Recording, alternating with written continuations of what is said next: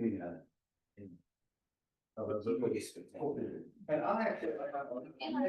I don't know what's going on. So I can send you the link. I'm curious to see, you should have got a.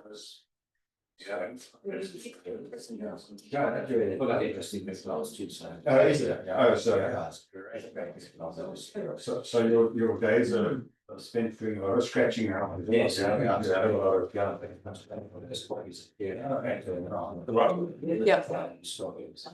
Who's the what link is just into the job?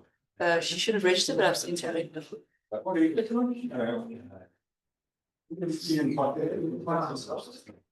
Hello. I wonder if that would happen today. No, probably not. Yes. Yeah. No, we're okay, I think. There was an ice issue, but she just managed to sort it out. Hello. Coffee and rooibos tea. And the rooibos is in the flask, and if you want to burn it here, But there's no harm in being on standby at some point because anything can go wrong. There's some IT issues that can solve it, not all of them. I don't know how you are on. It's just. And then a few people online, so if you don't mind recording it, if you do, you might just have to excuse yourself. For those of you, welcome here and welcome to those online. There are a few more people that are going to be joining us. We've got Iain Patterson, one of our speakers, sitting in Grahamstown. We've got Alan Wood here, so it's great to have you here. Most of you know who I am, but for those maybe just here for this talk, I'm manager of the Grootvadersbosch Conservancy. I also run this festival, but most of the time is our kind of day job is running the Conservancy. And the talk this morning is really dear to my heart and to actually this organization's heart. Because this organization really was formulated around the topic that we're going to be discussing today, and that's the control of invasive vegetation and invasive plants. And I would say that the spread of invasive weeds and invasive plants is probably one of the biggest threats to our natural vegetation, certainly in the Western Cape. We could probably argue one of the biggest threats globally. And it also threatens livelihoods through uncontrolled fires and the excessive use of water resources. So the control of invasive vegetation, the awareness of that massive problem is what 11 years ago brought this community together to try and control it through what we call mechanical control, which is the chainsawing and the removal of the invasive weeds. And in partnership with the government and a whole lot of small contractors in this area, we've really been tackling that and cleared thousands of hectares and many, many kilometers of invasive weeds such as wattle and hakia. And we've been funded quite consistently for a long time by the Department of Environment. And that, well, initially we were. And that funding allowed us to employ over 100, if you think of all of our permanent staff, all of our contractors who are different small businesses across this area, about 154 livelihoods are supported in one way or another through this office, not necessarily permanently, but different forms of employment in terms of the removal of these invasives. And 3 years ago, that core funding from the Department of Environment suddenly disappeared. And that was a huge problem for us because you understand we're controlling these invasive weeds, we're trying to keep them at bay, we're also creating all this employment. And so our organization sort of fumbled around and looked for other funding. We were lucky enough to get a bit of funding from Land Care, Department of Agriculture to keep us going, both in terms of employment and keeping this kind of growing invasive vegetation at bay. And because of our relationship with the Department of Environment, we were also able to access, whenever we needed, some of the biological control, which we'll understand more of in a moment. So that's when you bring in the natural control for another country, bring it in, and that controls it in this country. And we were always able to access that through our funding and our partnership with the Department of Environment. But when we lost that funding, because I know Alan Wood works on this, I contacted Alan and said, look, Alan, do you mind if I come and get more of this biological control? We're not getting funded by the Department of Environment anymore. You know, we're fighting in the trenches here. Can I come and get some more of this control agent? And Alan, being the lovely gentleman that he said, absolutely, come into my office in Stellenbosch, have a chat, and I'll get you some of this. And I'd always got it through the Department of Environment. And I just presumed that the reason why we weren't getting it anymore directly was because we were no longer getting funded by the Department of Environment. We were now being funded by the Department of Agriculture. So I went to Dad's office and Alan, we started chatting. And it was a light bulb moment for us as an organization, because Alan said to me quite diplomatically, well, I don't think he was very diplomatic. Never. Alan said to me, you do realize that I'm not getting funded anymore by the Department of Environment either. What do you mean you're not getting funded by the Department of Environment?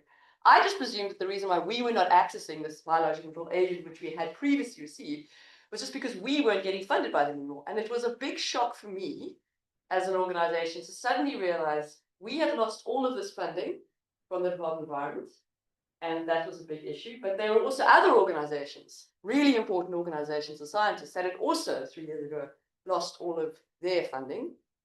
And it was sort of the best analogy I can give to it, and apologies for this kind of analogy, but I sort of feel like Ricardo is sitting in the back there, he's our alien caring manager, and Corne also works on restoration. We're kind of in the trenches, the front lines. Well, actually, to be fair, the contractors are in the front lines. They're out there cutting. We're kind of resourcing them in the back lines, going out there, giving them supplies, making sure they're okay, raising support.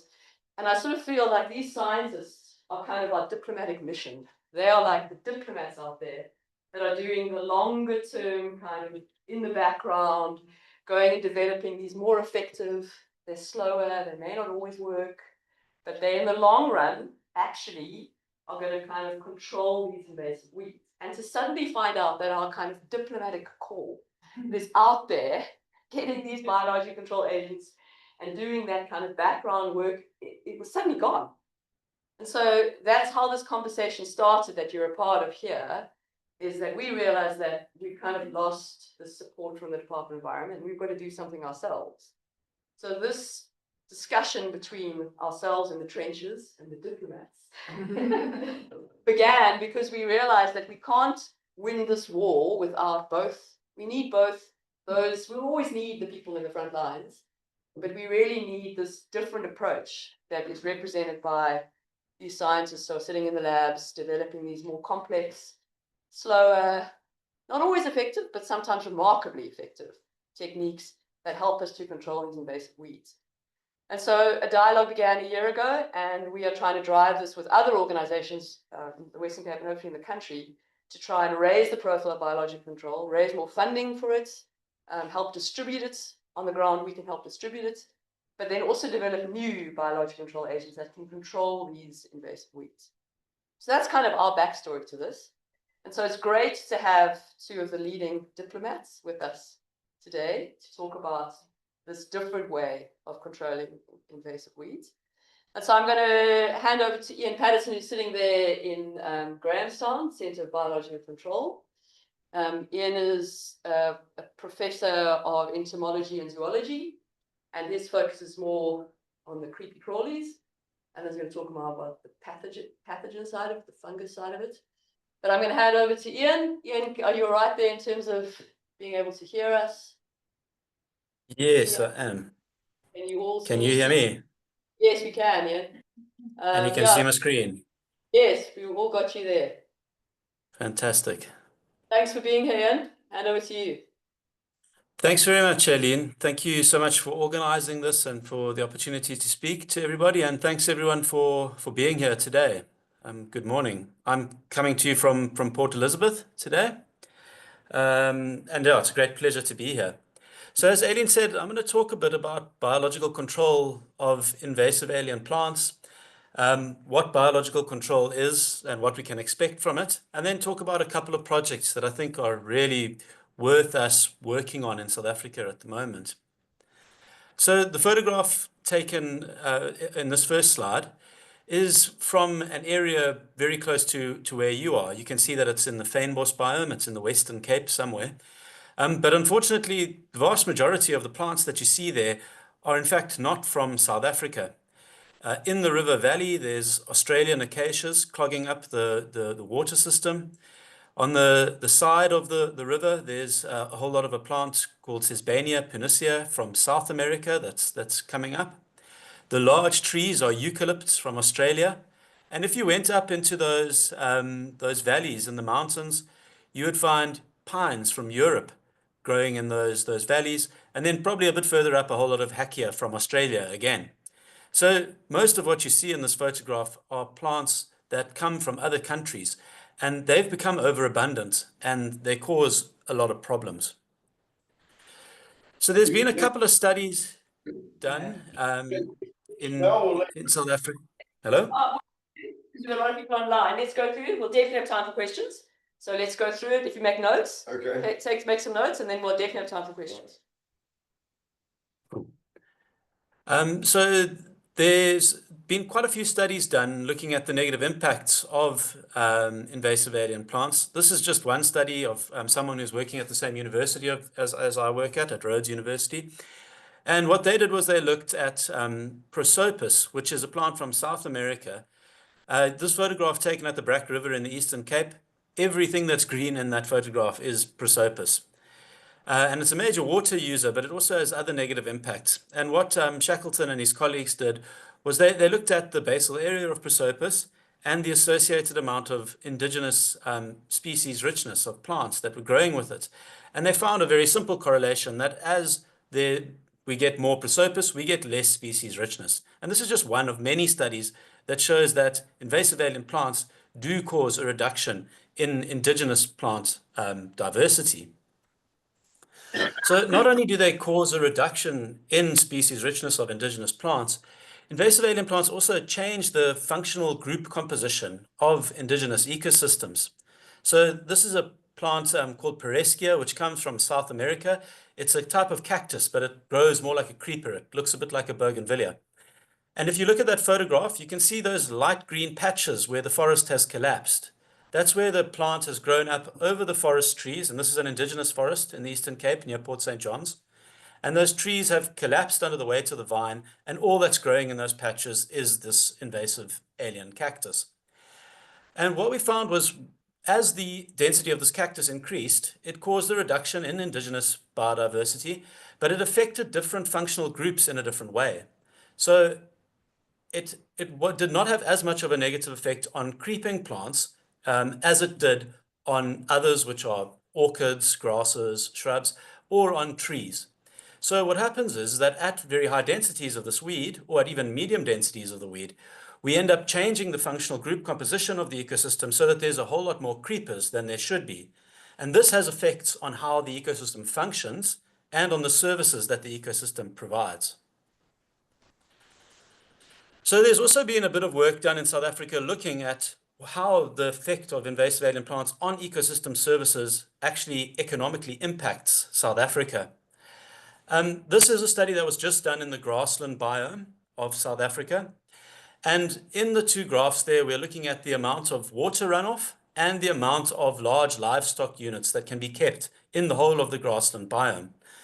The clear bar is without invasive alien plants. The gray bar is with the current level of infestation, and that would have been back in 2008. And then the dark bars are the future predictions of if we do not control the alien invasive plants and start mitigating the damage that they're doing now. So it doesn't look like there's a huge impact on water or on large livestock, but that's actually a bit deceptive because of the magnitude of the scale of these graphs. So we are in fact using nearly 1 billion liters, a billion meters cubed of water because of invasive alien plants in the grassland biome alone. But more worryingly than that, in future, if we do not control the invasive alien plants, we're going to have a catastrophic collapse in the amount of water runoff in that biome to about half as much as is produced at the moment.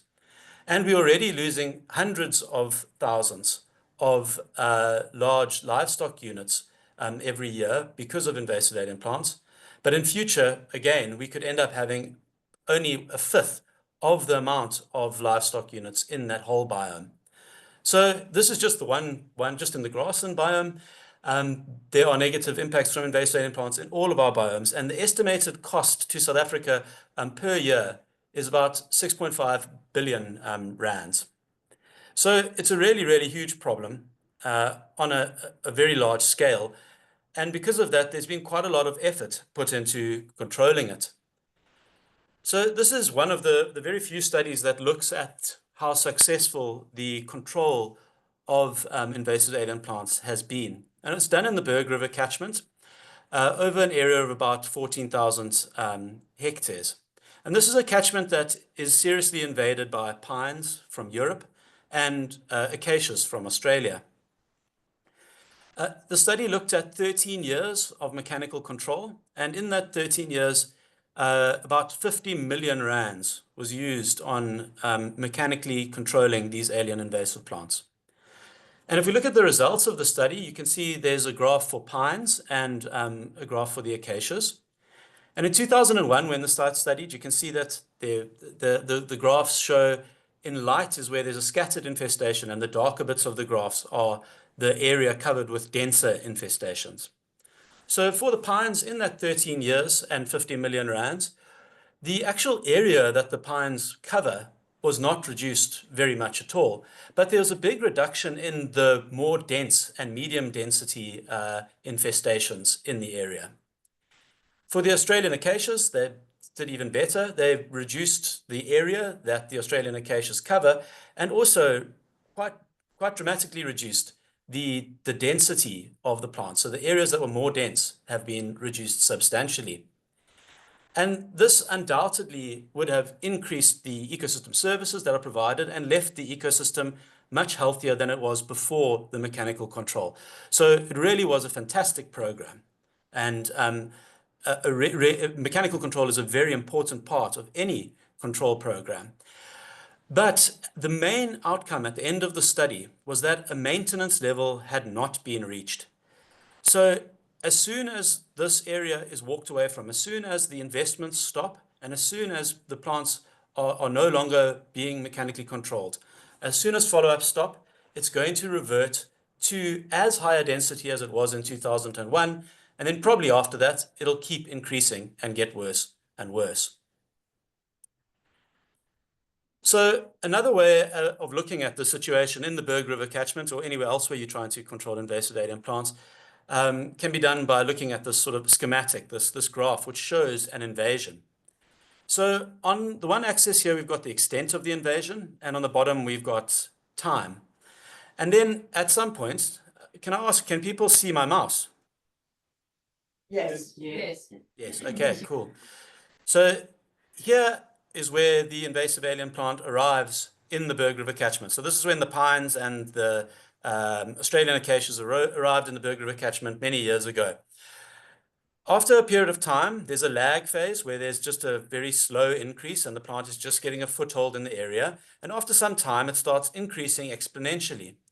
At some point in the future, and this hasn't happened in most parts of South Africa yet, there are some areas where I believe it has happened, the plant will run out of space completely. It will have filled up all of the vacant niche it can, and there'll be a smoothing out, an asymptote to this graph. It's at these really high levels of infestation that the invasion costs are the greatest. So you can see here, as the extent of the invasion goes up, the invasion costs increase, but they increase exponentially as the extent of the invasion gets really high. So with mechanical control, what we've done in the Berg River Valley so far is we've managed to change the trajectory of that invasion, reduce the density of the invasive alien plants, but then at some point, we're going to run out of money and we're going to have to stop doing follow-ups. It's very rare that we could possibly drive this all the way down to local extinction at a site. It's really difficult to completely get rid of these plants mechanically. So what happens is eventually we'll run out of funds. People will have to walk away and leave the river valley and the invasive alien plants in it. And the trajectory of the invasion will again join back to where it was going to end up as if there had been no mechanical control done at all. So there's a large amount of saving in terms of invasion costs due to mechanical control. But in time, it's very likely to reverse, especially if we can't keep investing in it. So biological control works a bit differently. Biological control is the use of the natural enemies of these plants that come from elsewhere in the world. And the natural enemies are usually a fungus or an insect herbivore. And they're released and they feed on the invasive alien plant and they reduce its abundance in the system naturally. Now, the thing with biological control is that once you've introduced the biocontrol agent, it stays out there in the field, it replicates itself in the field, and it feeds on the invasive alien plant, whether we're investing in it or not. So if we walk away, the biocontrol agents are still there. So this is one of the scenarios that can happen when a biocontrol agent is released. So here we've got biological control released instead of mechanical control. And what we've got here is after the biocontrol agent is released, there's actually still an increase in the weed. So there's more of the weed after the biocontrol agent has been released. But it's changed the trajectory of the invasion so that it will never reach the same stage that it would have without biological control. And this means that we save hugely on invasion costs, and those savings are permanent. So in 100 years' time or 200 years' time, even if we have not invested again in in controlling the plants in this ecosystem, we still will be benefiting from the invasion costs. So really, the big advantage with biological control is that it's permanent. So going back to the Berg River Valley, I said that there were pines and there were acacias. This is Acacia mearnsii, or black wattle, and there is a biological control agent that has been released against black wattle. And I believe that the biocontrol agent has got a similar impact to what we've shown in this graph over here. So the biocontrol agent doesn't, in this case, kill the trees, but it sterilizes them. So all of these on the outside of this line, so everything to your right of this line, there are little galls. So these galls are caused by a little midge called Dysonura. It's a type of fly. It lays its eggs inside of the flowers of the acacia, and instead of them turning into seeds, like you can see on the inside of this line, they turn into these little galls, and they produce hundreds of thousands more biocontrol agents rather than hundreds of thousands of seeds. And you can see in this photograph that the agent was released maybe 1 or 2 years back, and you'll see there's no seeds on the outside of this line. And that's because since the release of this agent, or since it got established at this site, it's wiped out all of the seeds. Now, if we could combine this impact with the mechanical clearing that we were doing in the Berg River Valley, we're going to get a much better and more permanent level of control of the Australian acacias. And we also, the other problem at the Berg River was the pines, and the biocontrol community in South Africa is in fact working at the moment on developing a similar agent that could be released to reduce the seed set of pines in South Africa. So that's a really exciting new development that will hopefully happen soon. So going back to our schematic diagram, this is more likely the situation we can get if we've sterilized all of those Australian acacias with biological control and then get in there and still do that mechanical removals. So we're going to get a much better change in the trajectory of the invasion. It will reduce to some sort of lower level where the invasion is much less problematic than it was before, and it can be kept at that level permanently. So here we will have much bigger savings on our invasion costs by combining biocontrol and mechanical control. Obviously, with biological control, the first thing that we want to do is to try and make a difference in reducing the invasion costs. But what we all hope for when we start a project is that we'll be able to completely control the invasive alien plant to the point that the invasion is completely insignificant. So biological control doesn't aim to completely eradicate an invasive alien plant. There's always going to be a few of these plants left in the system.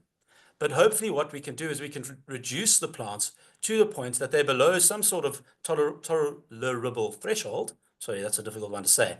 And basically it's just another plant in the system rather than an invasive, which is going to be overabundant. And I've done quite a bit of work on cactus biological control. And there's a few examples from cactus biocontrol where we have really completely controlled invasive alien plants with biological control. I must stress that this is not limited to cactus biocontrol. There are many other types of plants, and Alan will be talking about some of them in the next talk, that have been completely controlled with biological control. So it's not limited to cactus. So the Kruger National Park, back in the 1990s, was covered in 16,000 hectares of Apuntia stricta. So this is an invasive alien cactus from the USA, from Texas. You can see all of those purple fruit on top of the cactus. Every one of those is packed with seeds, and the invasion was getting worse and worse. So this is obviously a huge ecological disaster in the Kruger National Park. Animals can't move through this area. All the grazing in this area is restricted, and it had a big impact on indigenous biodiversity. A biocontrol agent was released in 1997. In this graph, you can see the biocontrol agent is the dashed line, and the solid line is the density of the cactus. So cladodes are the cactus pads. So there were between 20 and 35 cactus pads per meter squared on average in the infested areas of the Kruger National Park before the biocontrol agent was released. So that's a lot of cactus, similar to what we see in the photo that I showed you. In 1997, the biocontrol agent was released, and for the first few years, guys were actually quite worried that it wasn't going to work. But then in the year 2000, there was a massive increase in the biocontrol agent, and that was associated with a steady decrease over just a year or two of the invasive alien cactus to very, very low levels. And this graph could be kept going all the way to today. And the cactus has never gone higher than very, very low levels. You hardly ever find any fruit in the whole of the Kruger National Park. This program was implemented after a very long and expensive herbicide campaign to control the plants, and it is now providing permanent control. So you can just imagine what the invasion costs that have been saved using biological control are in this case. So just to show what this looks like visually, this is a photo taken before biological control.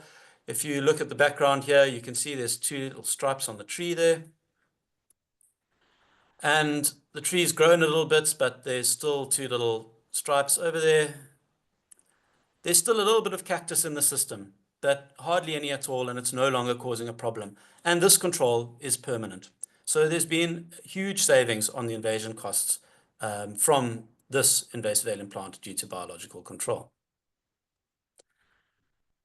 I've also done a bit of work on Queen of the Night cactus, or Sirius gemicularu, which is from South America. It's this large columnar cactus, and it's become very dense in the Eastern Cape, in the Northern Cape. The Grootvadersbosch area was very badly infested. And it was getting worse and worse before biological control was introduced. The biocontrol agent in this case is a galling mealybug. So it's it interacts with the plant through its saliva and makes the plant grow these sort of tumors that form on the plant. It takes quite a long time before it kills the plant, but it completely stops the plant from producing fruits. So what this graph shows is that as the proportion of stems that are infested by the biocontrol agents increase, there's a dramatic reduction in the amount of fruit that's produced. That 59% fewer fruit was actually just across a whole spectrum of sites where there were different densities of the biocontrol agent. So some of these sites had not had the agent at them for very long. When we get a biocontrol agent on a plant, we generally get no fruit from it. And the impact this has had to the invasive alien plant populations has been staggering. So here what we're looking at is the age structure of populations at different years after the biocontrol agent has been released. In a site where we've just released the biocontrol agent or the biocontrol agent is not present, we find lots of very young plants. We can tell how old a Queen of the Night cactus is by counting the number of rings on the stem. So we know that lots of seedlings and smaller plants are found at sites where the biocontrol agent is not present. After about 2 years, there's half of as many young plants. These sites with lots of young plants, that's a sign of a population that's increasing, getting worse and worse. Whereas when there's fewer young plants, that's a sign of a population that's in decline. After about 5 years, we have hardly any young plants, and the older plants are starting to die. And within 7 to 10 years, there's just 1 or 2 plants left in the system. In some cases, all of the plants can be completely eradicated with this biocontrol agent. And we've shown this at several sites around the country. So overall, in South Africa, with biological control, we have 34 invasive alien plants that have successful biological control agents on them. For 17 of these, we've recommended to government that only biological control should be used. So these are 17 examples where those invasions have been brought below the tolerable threshold. They're under complete control. Then for 15 of them, we believe that chemical, manual, and biological control can be integrated to get really good levels of control. And we even suggest that there's 2 species that should be completely deregulated, and those are Pantheophycus indica and Azolla folliculoides. So just to give you an idea of the kind of savings that can happen from a weed biocontrol program, I just want to talk a bit about this alien invasive plant. It's called Azolla folliculoides, and it's an invasive fern from South America that floats on top of the water. And this is a photograph taken near Makanda, just outside of Makanda, Grahamstown, so near where I'm from. And this is a natural pool in in one of the valleys near town. And that's a mat of Azolla folliculoides that's probably about 0.5 meter thick. Sort of tracks on top of the mat there are actually from a leguan that was walking on top of the mat. So after the biocontrol agent, which was a little weevil called Cinepalmus, was released, the whole water system is completely clear, and it's been permanently cleared of Azolla folliculoides ever since then. So this is another example of a biocontrol agent that has brought an invasive species under complete control. But the change to the invasion costs is huge. This is a culturally important site to the local Xhosa people who live there. It's sacred. People were not able to do their traditional ceremonies that they now do every weekend. There's people at this site doing traditional ceremonies. Before the agent was released, that couldn't happen. There is a critically endangered species of fish. It's a little minnow, and this pond was the only breeding site of that species known in the whole world. So before the biocontrol agent was released, the ichthyology department of Rhodes University would come down to this pond every single weekend and pull out as much of that Azolla as they possibly could. They would get canoes out on it, and they would pull the stuff out using old tennis rackets and squash rackets. But because of the really quick doubling rate, every weekend they came back, there was just as much Azolla as there was before. And there was just a growing pile of Azolla forming on the side of the pond. So it was a direct threat to the continued existence and a threat of extinction towards this Eastern Cape minnow. So the biocontrol program has also saved a critically endangered species from extinction. The cost benefits analyses which have been calculated for this program were in the year 2000, which was just after it was implemented. We got 2.5 rands back for every 1 rand that was put in. But by 2005, that was 13 rand for every rand that was put in. And by 2010, it's 15. So by this year, by 2025, I'm sure it's about 30 rand for every 1 rand that was put into the program, because the positive impacts are permanent. So I just wanted to point out this success that's been well quantified, and you can think about the fact that there's 17 other species that have been brought under permanent control. So imagine the savings that we are getting from those. So I hope that I've convinced you that biological control is an important part of any invasive plant control program, and that it can work really, really well. But I haven't really explained exactly how it works, and I'd just like to spend a minute doing that. So this is just a basic explanation of biological control.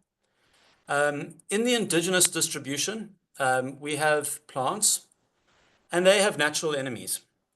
Most of the things that eat plants are either there's diseases like fungi that Alan will talk about later, and then the most important herbivores are always insects. So there's more insects than any other animal on Earth. And in nearly all cases, the most important herbivores of plants are, in fact, insects. There are some generalist insects that feed on all plants, but there's actually very few of them. Of all of the herbivorous insects on Earth, only 30% are generalists that can feed on multiple different plants. So in the indigenous distribution, we have some generalists that feed on this plant and many others. So this could be a pine tree in Europe. But then there's a whole lot of specialists that only feed on that species of plant. When we introduce the plant into outside of its indigenous range, we still have a couple of generalists that are feeding on them, but they're never the really important herbivores, and it's only about 30% of them. But we don't have the specialists. And this is what gives the plant a competitive advantage. This is why plants outside of their indigenous distribution become overabundant and problematic. So what biological control does is we go and get that specialist, we make sure that it's safe to be released outside of the indigenous distribution, and we release it to control the weed. So the other important thing that I need to talk about is about the safety of biological control, because this is a question that always comes up when we talk about biological control. What we rely on in biological control is using host-specific natural enemies. So the biocontrol agents that we release only feed on the weed. They've evolved so that they cannot feed on anything else. They are specialists. So if the weed is not present, the insects or fungi, pathogens, cannot feed on any other plants and they will die. And that means that when we reduce the density of an invasive alien plant using biological control, the density of the agent also reduces as the weed density decreases. So we determine whether a plant, an agent is suitably safe to be released by doing host specificity testing. It's a standardized protocol that's used in quarantine.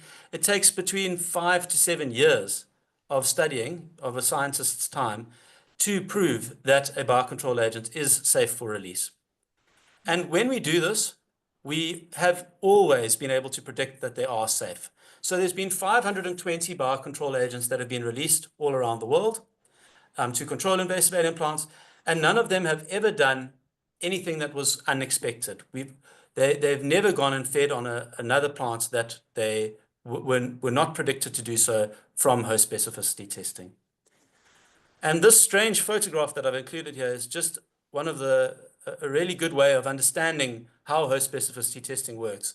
This was a mat of water hyacinth, which is a plant from South America that's very problematic in South Africa.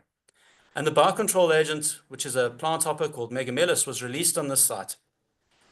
My colleagues were called out to the site because they thought that it had been sprayed illegally with a chemical spray. But in fact, when they got there, they found that it was the biocontrol agent that was killing the water hyacinth. All of the brown stuff here is dead water hyacinth that's been killed by the biocontrol agent. And there were really high densities of the agent on these plants. Now, the reason why we know that it wasn't sprayed is because all of these other little patches are different plants that were growing on top of the water hyacinth mat. And they haven't been touched by the biocontrol agent. So despite there being literally hundreds of millions of biocontrol agents feeding on the water hyacinths died and they've got nothing to feed on. None of them are feeding on these other plants, which could be indigenous.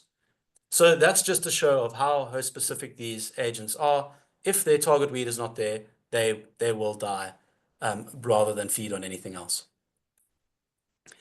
It's also important to note that biological control has been going for a long time. It's not a new technique. There's over 100 years of history of biological control in South Africa alone. And until very recently, we've had very good support from government to develop biocontrol programs. So I'd just like to finish off by talking about 3 biocontrol programs that I really think that we should be investing in as a country. One of them is Arondadonax, the Spanish reed. This is a major problem in South Africa. It uses a lot of water. It blocks up riparian areas and outcompetes indigenous plant diversity. This photograph, in fact, was taken in the Rio Grande Valley in Texas. You can see the scale of the invasion there. So Arundinodonax is from the Mediterranean and Asia, but it's become very problematic in South Africa and in the USA. And you can just imagine the scale of invasion like this, the negative impacts that it causes. But in the USA, they've had some really good success using biological control. So with the biocontrol agents that they've released, they've recorded a reduction in about 44% with biological control alone over a 10-year period.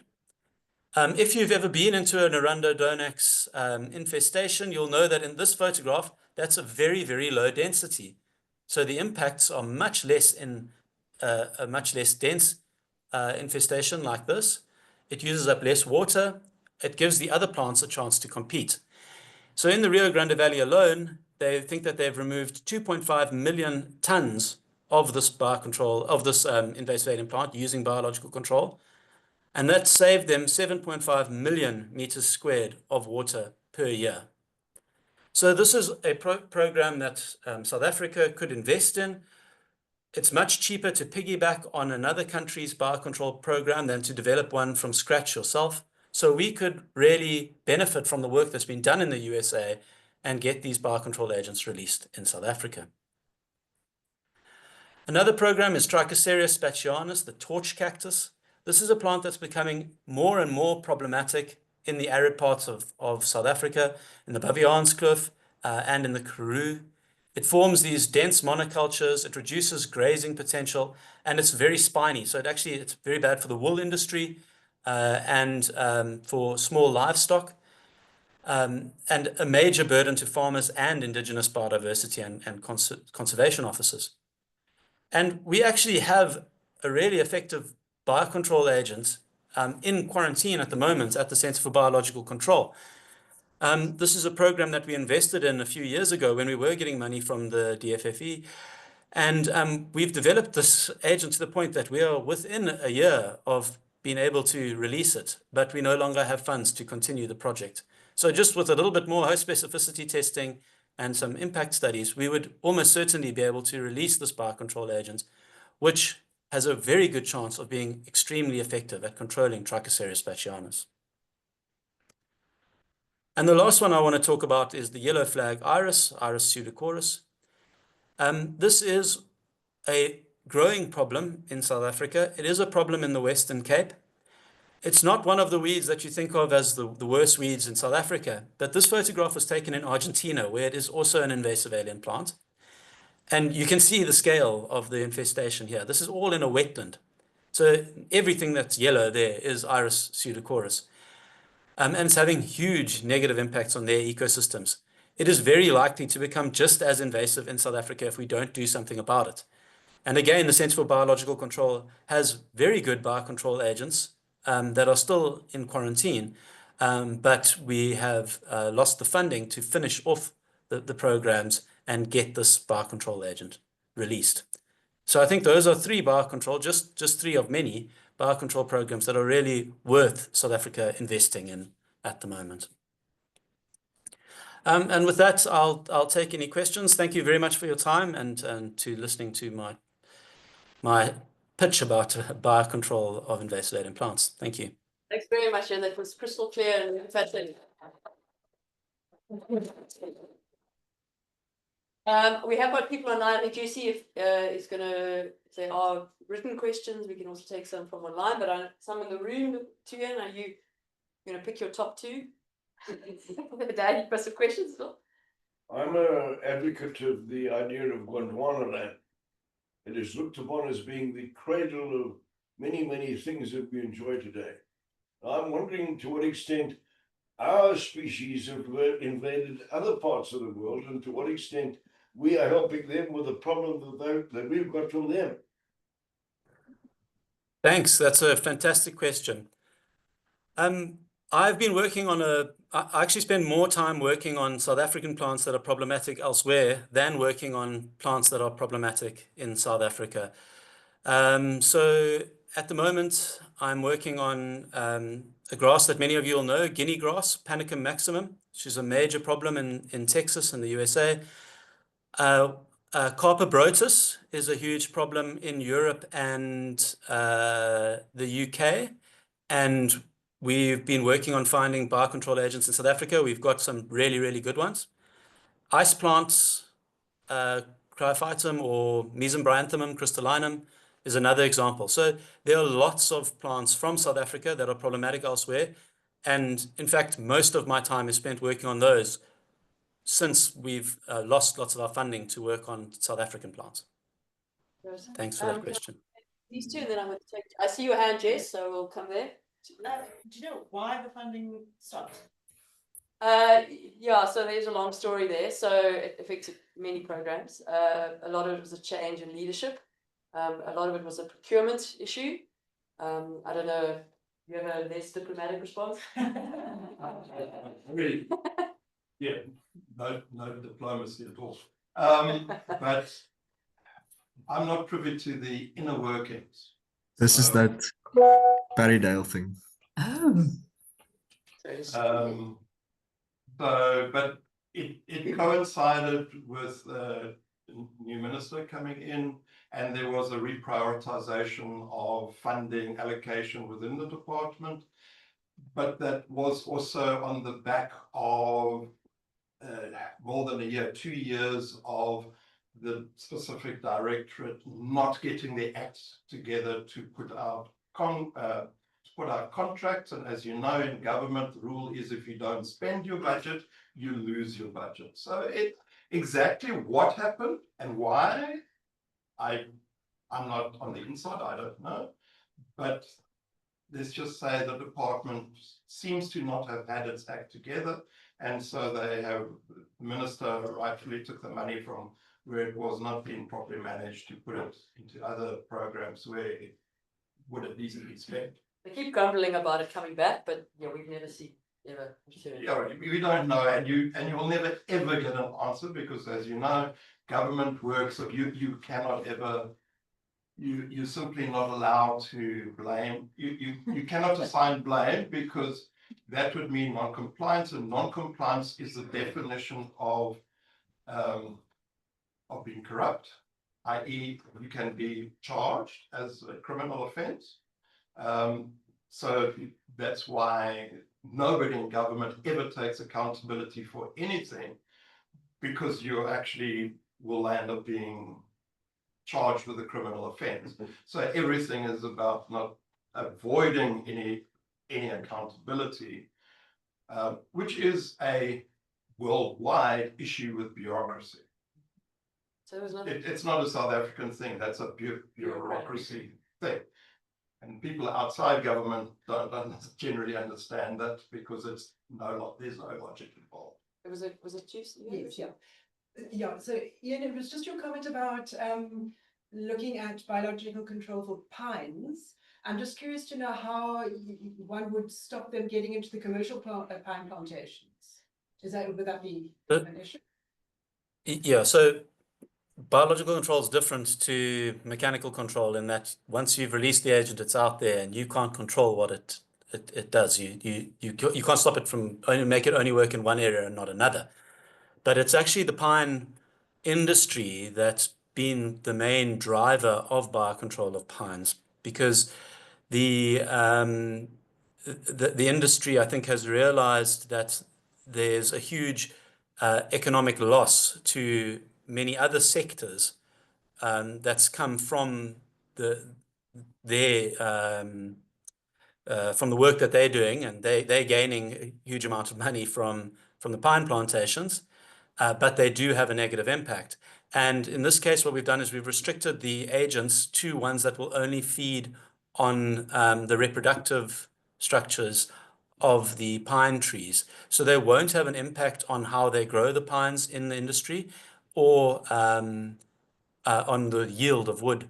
So we've made sure that they're not going to spread disease and all of that sort of thing. And then they will establish in the pine plantations, but they won't reduce the wood, but the yield, but they'll stop them from spreading, and make it possible to get on top of these plants using mechanical control in the areas outside of the plantations. But the research wing of the industry, FABI, is the main driver of this biocontrol program. Yeah. Jess, you had it? Can we go? You want to add to that? I can add to it. Yes, sure, go ahead. The biocontrol of pine actually goes quite a long way back. There was a program done that this work started some time ago, and that was based on the fact that the invasive pines that particularly here in the Fynbos are European species. So the European species of pines were the ones that were initially used in the industry, whereas today it's American species that are primarily used. So there was a hope that there would be agents that are specific to the European pines, but which wouldn't attack. It's just that as an agent was being developed, a new pathogen came into the pine industry, bioblight, caused by Fusarium sessionata. And it just coincidentally came in, and the reality is that any insect can mechanically transmit that disease. If they walk over where there's spores of that fungus, they will transmit the spores as they walk around. So the industry had a huge fright, and so anything that might add to the spread of that fungus, they were just hugely sensitive to that. So it was politically not a good time, and I'm really pleased that people have taken up, and there was pressure put onto the industry to start them funding again, and we're now with Iain and his team who picked it up and are taking it further. So it's going to take a bit of time, and it will be the total impact. We're not going to see, it's not going to take out the pines in our mountains, but if it can prevent further spread, and also spread of the newer species of pines that are now commercially, to stop them becoming major invaders, because legislation, the way it's developing, the industry could with time become, it's a polluter pays principle. So the industry doesn't want to be liable for that. So, which is why they would support this. So, yeah. Thanks, Jess. You've been waiting very patiently. Thanks. Hello, everyone. Hi, Iain. Thanks so much, Iain. Great slides and explanations. Just a couple of things. So I am the conservation chair of Mountain Club South Africa, and we have several properties with several problems, mainly Hakea pine, black wattle, Port Jackson, and Roykrans. And we are in the process of drafting management plans for ourselves. But you mentioned getting hold of a program rather than developing something from scratch. Do you know of programs for these plants, and or like how would one be able to get hold of something like that? Well, we'd have to have a look at what plants you have in the areas you're managing, and whether we've got biocontrol agents, and whether they're there, because different biocontrol agents have different impacts. Yes. And some of them will be reducing spread, and some of them will kill the actual plant. When I talked about relying on programs elsewhere, that's in terms of developing a new biocontrol agent, which takes 5 to 7 years of work. But if you're piggybacking on another project, if someone's been working on it overseas, you save all of that time and money. Okay, Yeah. so you could just implement a program if they proved that it like works. Yes, because the work that they've done to show that an agent is safe is very easily transferable. So if someone's released a biocontrol agent in Australia, for example, this has happened a lot in the past. An agent will be released in Australia for a weed that's a plant, let's say from South America, that's a problem in Australia and in South Africa. Yeah. They will do the work in Australia, show that it's host specific in that country and release it. And then once that work is done, all we need to do is add in a few more plant species. The amount of work we have to do is much less. So they're sort of low-hanging fruit projects. And because of the funding environment at the moment, I think that what biological control as a science and practice needs to be doing at the moment is going for the low-hanging fruit. It's where the stuff that we can afford, where we can make a difference. Right. Okay, cool. And then I also heard, so I've got a couple of questions if you don't mind. Yes, Aline. No, I was just saying, if you want to engage with us about some of those, we have got some information on all those different agents. We can share some of that information with you. Amazing. Thank you. Yes, please. I'll reach out. I don't know if this is a relevant question then, but I've heard that funding has been pulled for specific species as well. So like, I don't know if the word is generating, but you know, providing more of the weevil for Hakea and stuff like that. Is that true? And or if we had a small budget, like I need to look at costs, but if we had a small budget to support that, do you think we would be able to get a hold of some for ourselves? Depending on what the plant is, that Mm-hmm. could definitely be possible. Some of the Okay. biocontrol agents, we could easily advise you on how to get them for free Okay, quite cool. easily. Okay, cool. But there has also been like dramatically reduced support for the mass rearing and redistribution of biocontrol agents. Yeah. Okay, cool. And then last question, real quick, just in terms of responsibility, and I guess this kind of speaks to that bureaucracy comment. I've heard from somebody who's an owner of an adjacent property and was trying to set up an MOU with Cape Nature to reduce pines, and he was willing to go and do manual labor on pines on an adjacent property, but they couldn't get the MOU right, and so he eventually like pulled the plug on everything. And the main reason for that was because, as far as I can tell, the reason was that if you take responsibility for anything, then like you're broadly responsible for the whole thing, even if you're just doing like a little bit of volunteer work. Is that true? And or like if we had to, so we have like a really small section of land as Mountain Club next to a Cape Nature piece of land, and we'd love to go and hack a bit of pine there, you know, like help out, but not take responsibility for the whole of that Cape Nature piece of land. Do you know anything about that, or like what's the story there? I just step in there, Ian. So we've actually got sitting in the audience. We want to stay on biological control, but because we do have Andrew in the audience, he's from Cape Nature. I'm going to ask you to help you out there, Ian, because I don't think you can speak for Cape Nature. I don't know whether. I think that would be great. Yeah, thank you. Yeah, thanks. Andrew, yeah.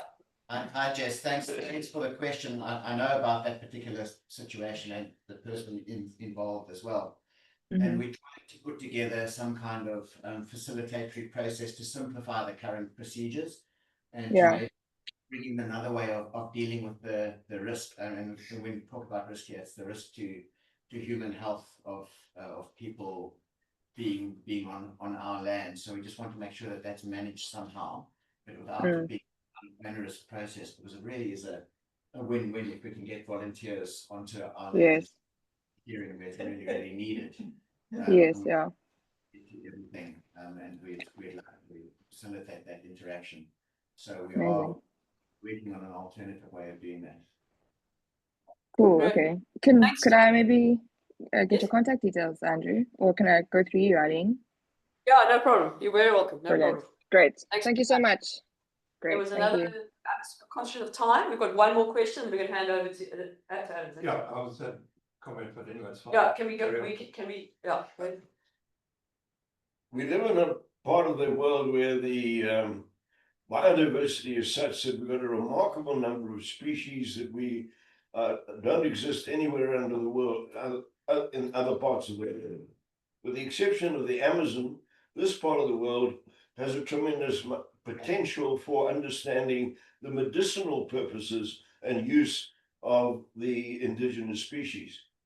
Now, the question I would ask is, to what extent are these massive biomasses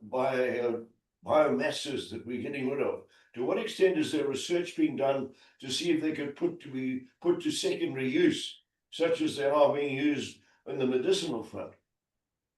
I'm not sure if that's relevant to biocontrol. I mean, it's a big question. I don't know who feels they want to. Now, speaking of Andrew can talk to you about that afterwards, because Andrew definitely would have some insight into that topic. Just in terms of time, Alan, do you want to? Can I hand over to you? Do you want to? Okay, you can hand over. Yeah, then you can comment. Just to a comment for Jess. Jess, in terms of Hakea, the insects on Hakea and all the acacia insects, they can They need to be collected in the field and redistributed. In other words, you can do that yourself. Yeah. They are available, they've been available for a long time. You can do it yourself. Or Okay, the cool. insects. They do not need to be mass reared. They need to be collected in the field where they're well established. So whether Okay, people are doing it or you're doing it, it comes to the same thing at the end of the day. And quite Got it. frankly, get those agents in absolutely every single stand of the weed there is in the country. That's what we want. Cool. Okay, great. Thank you. Thanks everyone. I'm going to hand over to Alan. He's got a particular specialization in terms of pathogens, and I must say, some of the agents you've developed, I mean, all of them are remarkable, but some we've, just because you're particular, like the Hackia in our area, we've used some of your agents and the impact is remarkable. So we're very grateful for your work. And I know you say you're not a diplomat. The impact of your work in terms of behind the scenes, without the use of all these horrible things and mechanical, the work you do in terms of patrolling is remarkable. So great to have you here. Thank you. We in biocontrol, we're not so much the people who do the diplomacy. We develop the cheap drones that take out. That was my other option, actually. Diplomacy or bureaucracy. I have no political ability whatsoever. Good morning, everybody. So, Alan. Find your talk. Yeah, so I work at the ARC, that's the Agricultural Research Council. I've been there for 30 years this year. Literally, beginning of next month is my 30th. I was in the game a little bit before that, so I've been around for some time. I am a plant pathologist by training. So dealing with plant pathogens, most of that science is dealing with crop pathogens of crop plants, i.e. saving the plants. I'm one of the very few people around in the world where it's about knocking out the plants, because the fungi are the good guys. There's nothing like watching plants die because of major epidemics. Personally, I feel one of the biggest tourism attractions in the world is the epidemic that we have on Port Jackson. It is one of the most amazing epidemics in the world. And I'll go into that in a little while. Sorry, I just realized it's not sharing. Is it not sharing? Okay. So the ARC Agricultural Research Council, it has in it a whole bunch of institutes. I'm at the specific institute for plant health and protection. We're the oddballs, as it were, in the Agricultural Research Council. Most of the other institutes are commodity based. So for instance, we have Infratech that deals with the whole deciduous fruit industry. We have Nitrobay that deals with the wine and wine industry. We have animal production, the name says it all. We have the Onderstepoort Veterinary Institute, the name says it all. We've got ones like in Bethlehem, the small grains of wheat, etc. So all the commodity, the crop commodities are dealt with. They have their own specific ones. Plant health protection. We are the specialists who work behind the scenes, but are cross-cutting. And one of our divisions is weeds. And we are the people who, from the beginning, have been bringing all the agents in. This has now expanded with the development of the CBC, the Centre for Biological Control at Rhodes. We're now sharing that space, which is great, because the more the merrier. There are so many more weeds out there that need biocontrol. I don't think we're sharing it yet. Okay, so that's where I'm coming in terms of why I'm there, who we are. So Stellenbosch, we are our outstation. Our main centre is at Grootvadersbosch in Pretoria. So there we've got people who are doing biocontrol of lantana and prosopis and so many of the others. Yeah. Okay, so let's just go for it. Yeah, go. Right. Are you happy to advance yourself? Yeah. Okay. So And then we've got also Ensidara, Lantana, Parthenium. A lot of weeds you probably don't know, but serious weeds around the country. Just work out the actual. No, not that one. Just turn off your screen. Yeah. Sorry, I was looking for the arrow, but it's. Oh, yeah. There we go. Okay. Spacebar. There we There go. we go. Okay. So, this is of course what we all want. This is the ideal. But reality is this. We have taken over, and what's left are just the top of the mountains and little patches around. And it's those little patches that are being invaded. We're not so much worried about invasion down here because, well, there isn't much left. For those who might know, this is actually taken in Bracken Nature Reserve, which is one of the small nature reserves in the city of Cape Town, looking off towards the Stellenbosch Mountains. But this is typical of the world. Biocontrol, we are involved in the real practice, the practical solution, and as simple as possible. So just to go back a little bit, how do plants get in and invade? So there's been lots of work, and this is basic stages invasion process. Humans do this. There's no invasion of any, be it plants, animals, microbes, without humans doing this.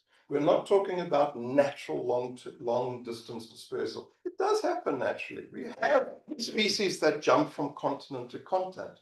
It's not just the Gondwana moving of the bits, in terms of that. It's currently speaking, there are those who do, but they're very few. What we have done is we've many orders of magnitude. We've moving things around.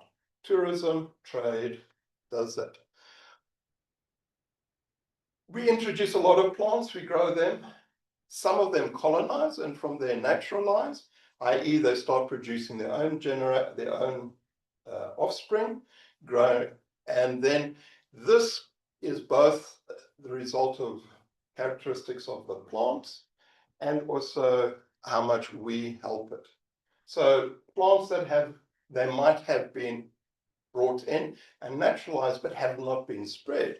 An example of this is the screwpot, Acacia plexa, that occurs in a few places of the fynbos. That is in contrast to, for instance, the Rooikrans, which was deliberately spread all over the place.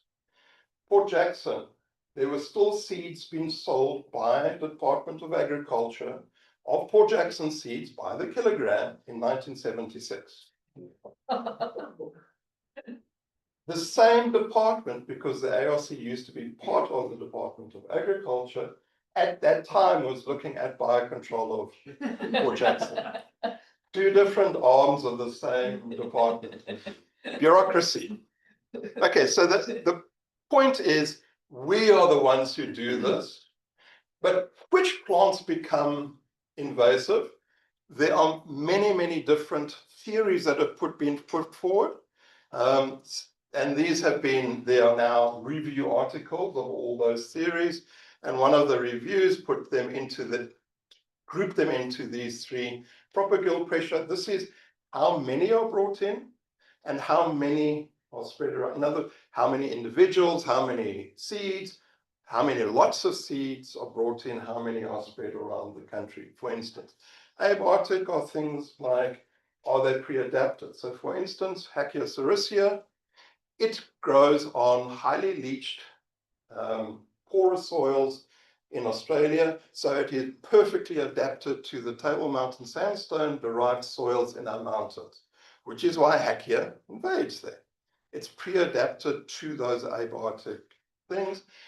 And then there's also lots of biotic characteristics. Its spread, its ability to produce seed or other means of reproduction, and it does that in mass. And one of those important theories in that biotic characteristics group is the enemy release hypothesis. And this is what Iain was talking about, the lack of the specialists. The specialists are organisms that have co-evolved. In other words, they have over the last evolutionary time been on their host, and the host and the organism, be it the fungus, be it the insect, have evolved in parallel together. You might have heard of the biological arms race. That's what we're talking about.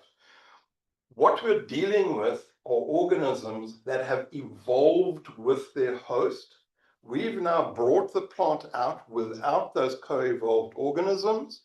And so what Iain's been talking about in terms of biocontrol has been the bringing together again of the naturally occurring co-evolved organisms that attack that plant and only that plant.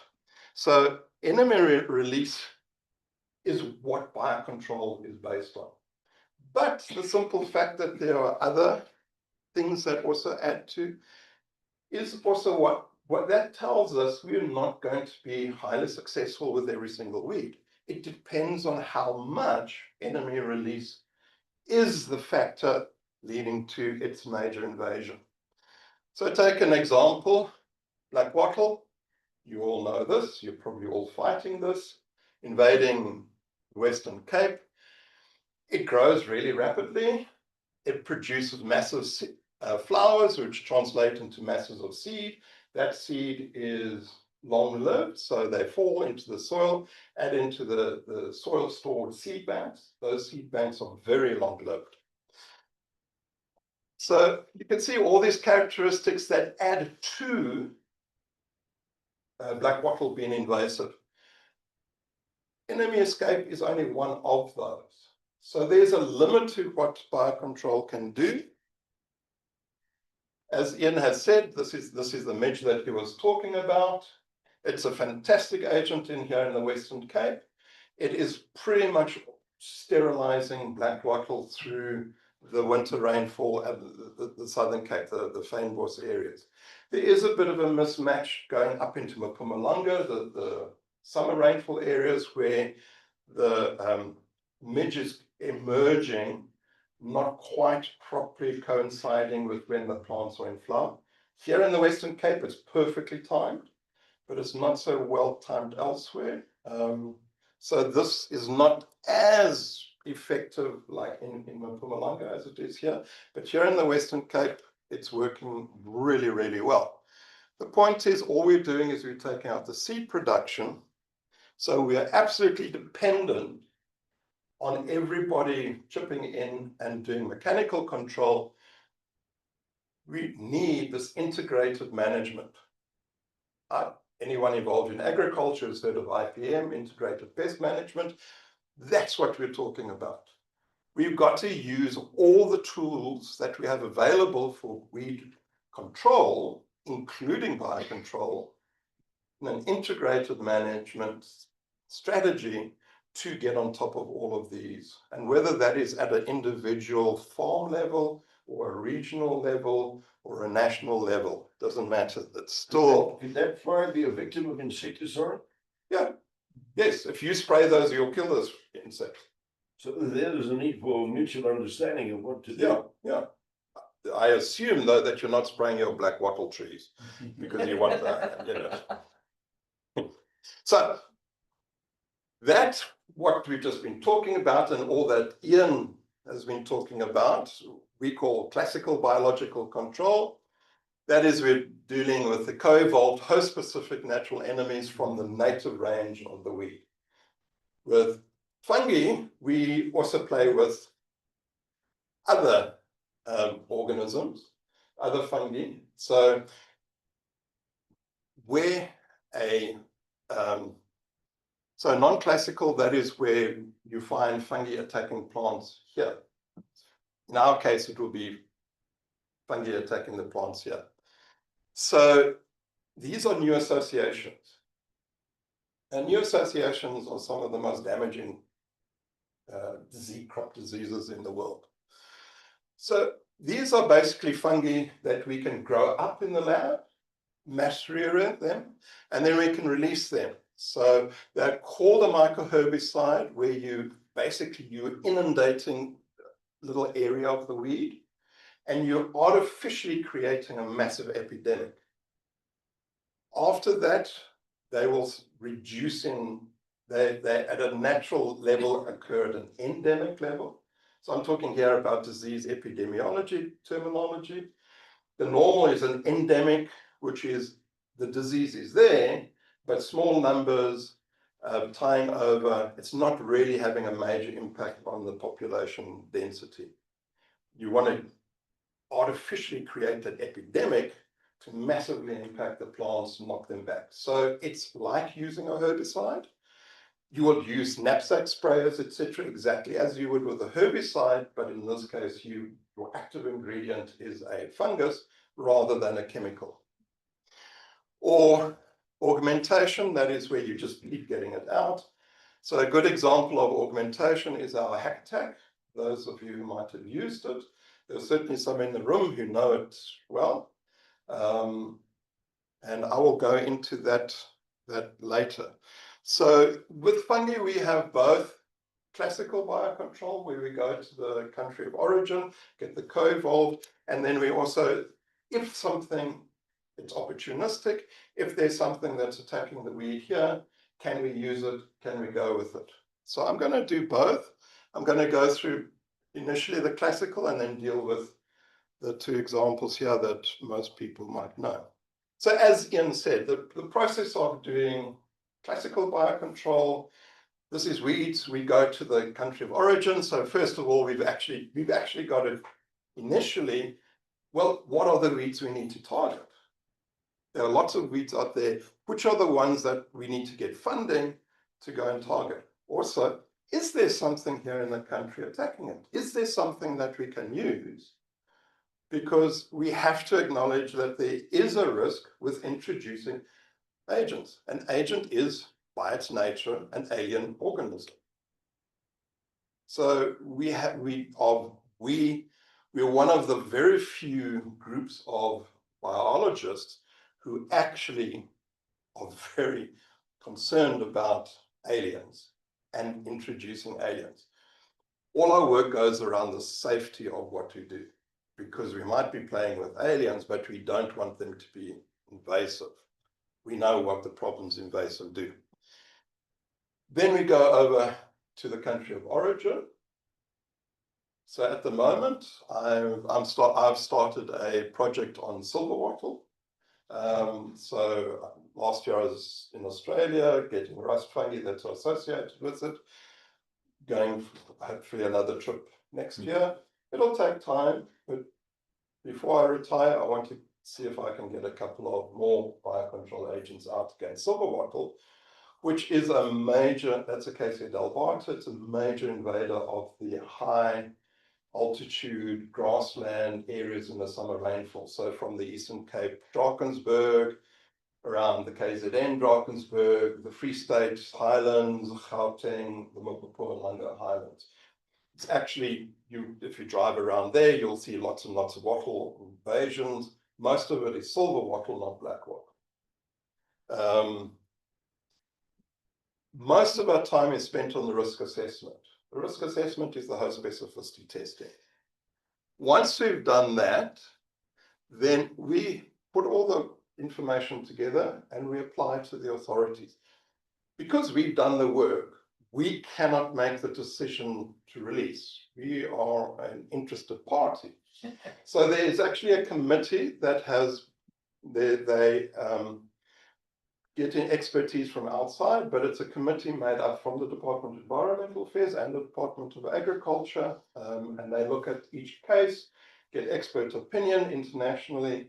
Is this safe to release or not? It's our job to convince them, yes, it is.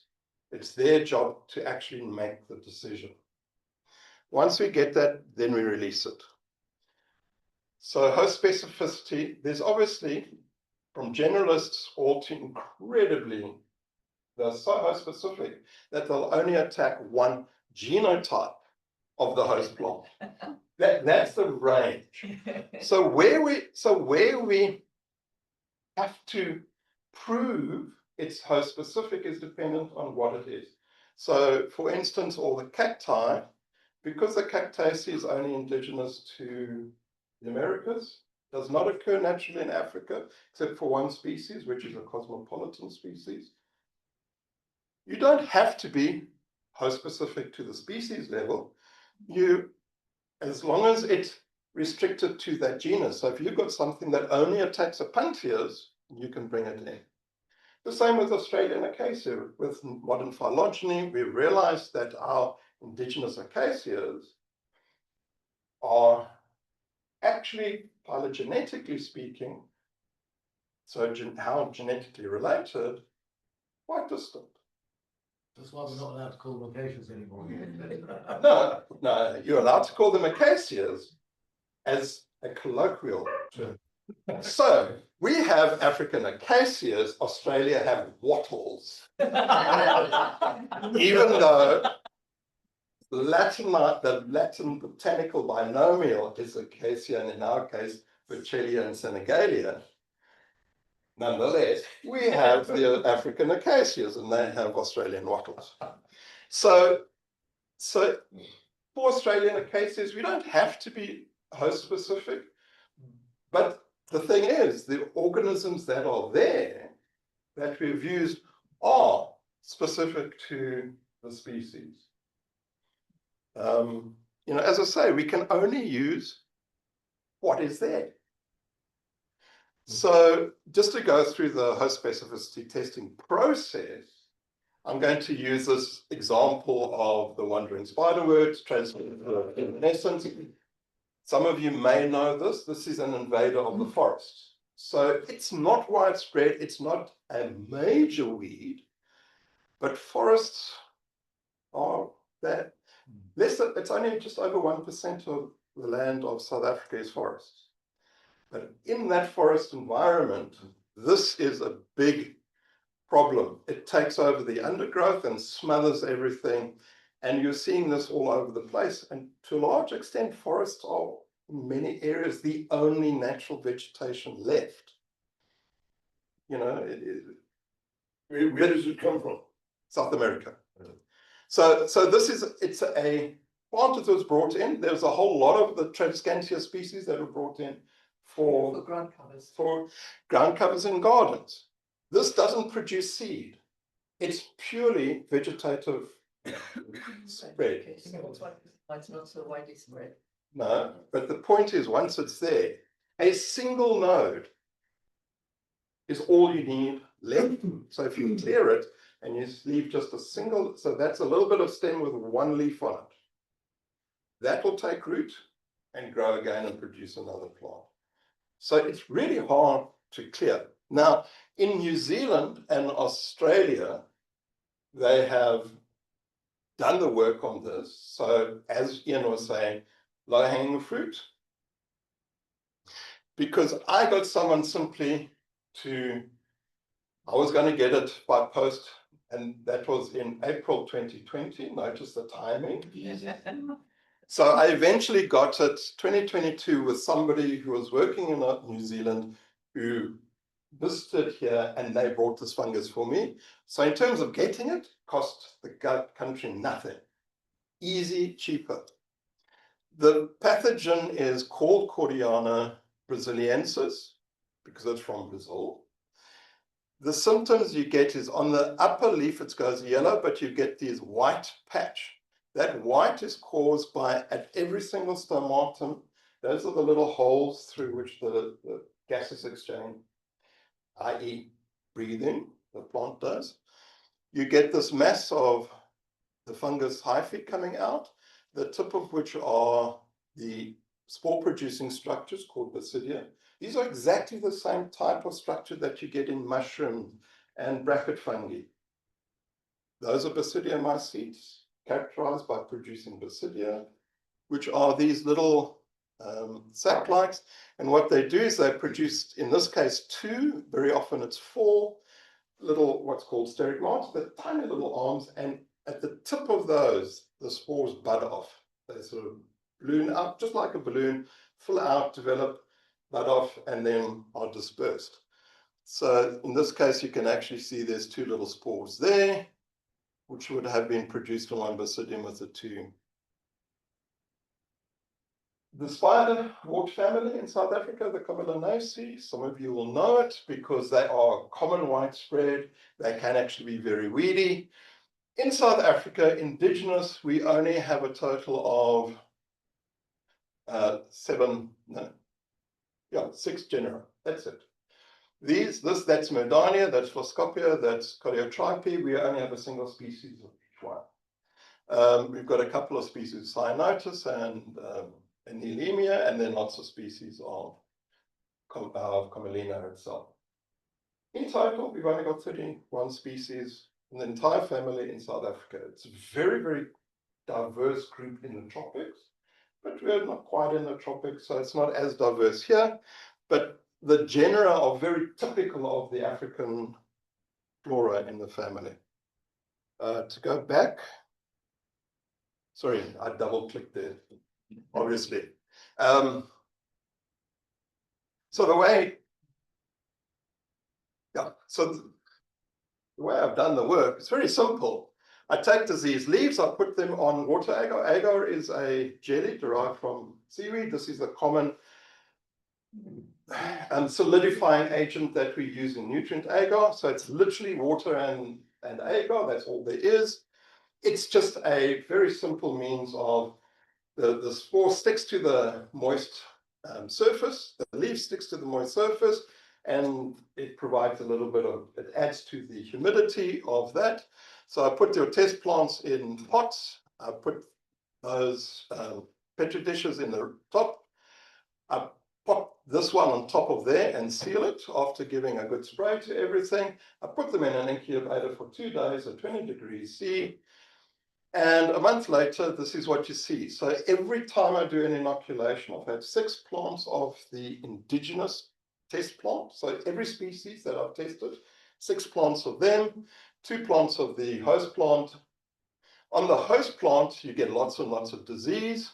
So these are examples of, from a single one of the 2, how many diseased leaves I get, and a whole range. So lots and lots of disease on the test plants, absolutely nothing.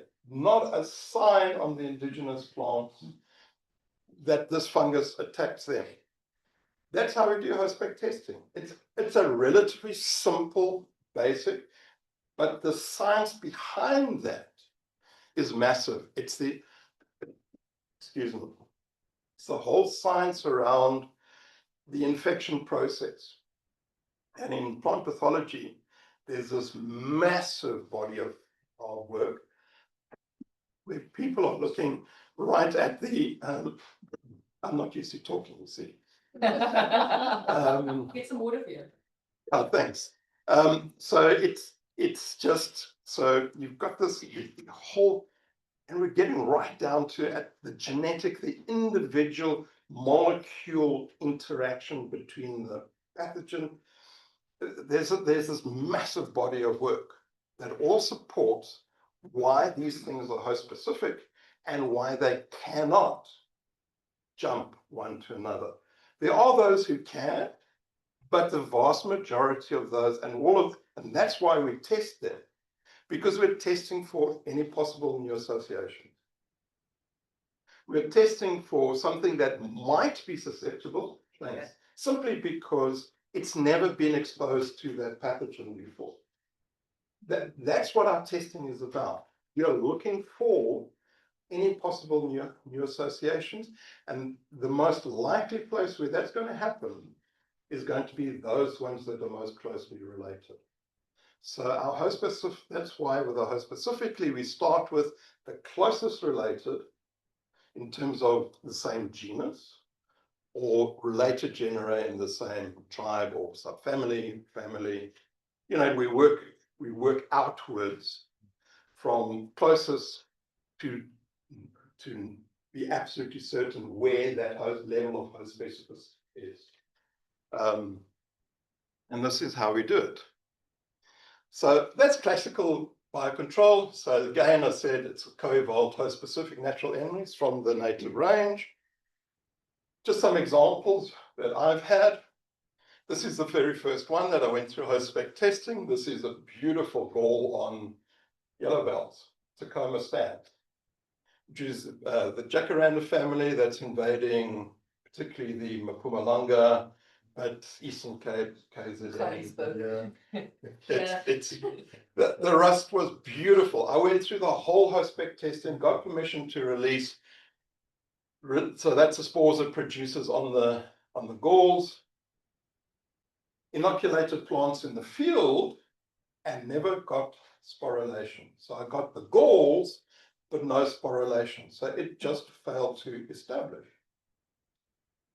It's kind of pot luck. This is another interesting case I have. So this is balloon vine. Balloon vine is a creeper. It's a big invader on, again, in the summer rainfall. Here, the issue was there's an indigenous cardiospermum, which was highly susceptible. So I tried to argue that we should still release it because the indigenous one grows in dry areas, and from the edge of the Namib Desert through Botswana to dry northern Limpopo areas. But no, there's an indigenous cardiospermum susceptible, we can't release it. And so I destroyed the culture in about 2012, I think it was. In 2018, it popped up anyway. Really? Did you really destroy it? I did. I destroyed the culture in 2010. The point is that fungi are also invaders. And in fact, in terms of rust fungi, on average, we're getting about 2 new species coming into the country for every 3 years over the last about 30, 40 years. There are new ones coming in all the time. So it's not unusual for new. The point is, it's highly host specific. It came in because the weed is all over the place. This fungus only needs a single spore on any plant in South Africa, and from there it will take off and go. That's what happened, and it's now one of our great biocontrol agents. It has completely controlled the plant. And the indigenous one? I'm monitoring it. You're monitoring. As long as I'm getting the funding. And there's a very interesting story with that. It's not finished yet, but I think I am right. So far, the data proves that it's not that it's not going to be affected, but it's most years it's not going to be because the habitat is too dry for the rust. Not, yeah, okay. I know I'm taking a lot longer than I should be. Sorry. You should have another concert, that's what I'm worried about. Then this is the rust fungus on stink bean. Biologically, it's exactly the same as the rust fungus on Port Jackson. For those who know it, so one of the places I first released it, this is up in the Toyscliff Pass. Just before the old tunnel, you will recognize this gate. It's the bend. So from Cape Town, the bend just before you get the tunnel, there's that gate. So I established it on these trees. By 2021, the population was building up nicely. By 2022, every single plant where I established it was dead. By 2023, all the plants leading from that going away were dead, and there was all over the place. And now basically the entire pass is being cleared of stink bean. This is up in the Outeniquas. This is along the old railway track, just above the Outeniqua Reserve offices, going up into the mountain, the rail track there. In 2022, I was called because they found this funny thing on the trees. They didn't know what it was, and basically all these trees along, it's about a 200-meter stretch along the tracks. Going back in 2023, 100% mortality. So comparing that to the Port Jackson rust that was brought out. So the very first release was in 87, but really the releases only started getting going in early 90. By 1996, this fungus was all over the place. In 1996, the old stands of Port Jackson were looking like this. Death and destruction everywhere. It is why we actually got a lot of flack in the literature, in the popular press. My predecessor, Mike Morris, started in 1991. He set out 10 sites for long-term monitoring. We were able to monitor 3 of them all the way through to 2020. So this is going to be the next graphs are exactly the same as this. You've got from 1991 through to 2020. On that axis, which is plant density, as you can see, from 5 to 30,000 trees per hectare. The bars against this, so each level of bar is size of plant. So it goes from small plants 0 to 1 centimeter, 1 to 2 centimeters, 2 to 5, 5 to 10 and above. Sorry, and that's centimeters in terms of stem diameter at ground level. So basically going from really small plants to big plants. So each one, for each year, the bar is going across. Where the red is, there was a major fire. So you can see the plant density was dropping. Then we get a fire, and then we get this massive spike right off the chart, literally, of the seedling, of the young. So this is not seedlings, these are young plants. The ones that are actually starting to grow up, they're already getting fire loads. And then with time, that comes down, down and down. That simply denotes that I changed the actual size of the plots. I increased the size of the plots because the number of plants were getting so low that I actually increased the plots to be able to keep monitoring. And as you can see, the small stuff just went right down. This 1 year there was quite a bit of recruitment in, but generally all but disappeared out. Against this graph is percentage, so 100% is the original density in 1991. So this shows you the trend of density over time, and as you can see, it's come to almost 0%. It's not quite, it never will, because biocontrol will never, ever eradicate its host. Never. No, well, the point is you have to have the host there for the biocontrol. Exactly. And I mean, so in many ways, what biocontrol is doing is you're taking it from a weed ecosystem to the natural ecosystem in many ways. So, and here's looking at satellite images of the site. That's where the site is. So 1960, this is a farm swap plot near Darling. You can see there is, I think that's Port Jackson there. So it is Port Jackson in the area, but there wasn't in the actual site. So just 89, just before we started monitoring, it's now spread. 2000 after the fire, really dense. But now you can see, so 2009, 2017, and 2020. That's the density when we finished. It's an open woodland. From a farming point of view, this is great because what's happened is that you've now got lots of grazing with legumes, so it's enriching the soil a bit, so it's improving the grazing value. And there is still indigenous plants around. That is a point I'm coming to. Exactly the same thing. So this is a place called Koppel, which is between Hermanus and Stanford. It's just from that road, between that and the Klein River, In 62, you can see the area is really open. There are homesteads with gum trees around them, but no invasion. By 89, the area has become invaded with Port Jackson. There's our area in there. That was really, really dense when it was started, dropped right down, as you can see. And then we had 2 fires. So exactly the same trend is happening after each fire. The interesting thing is that if you look at the green line, after fire, the density was less than the original. Everyone understands it as it would be massively higher, but it actually wasn't here. And if you look at that on the ground, there's the fire 2020 in 2013. You can see the density, what it was. That's massive seeds coming up, translates into really dense areas, but notice its areas, it's scattered.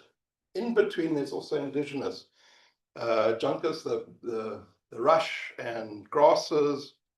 But 2017, lots of plants, but all of them really well getting infected. And that's what it looked like in 2020. So that is just 7 years after the fire, how the density has already dropped down dramatically.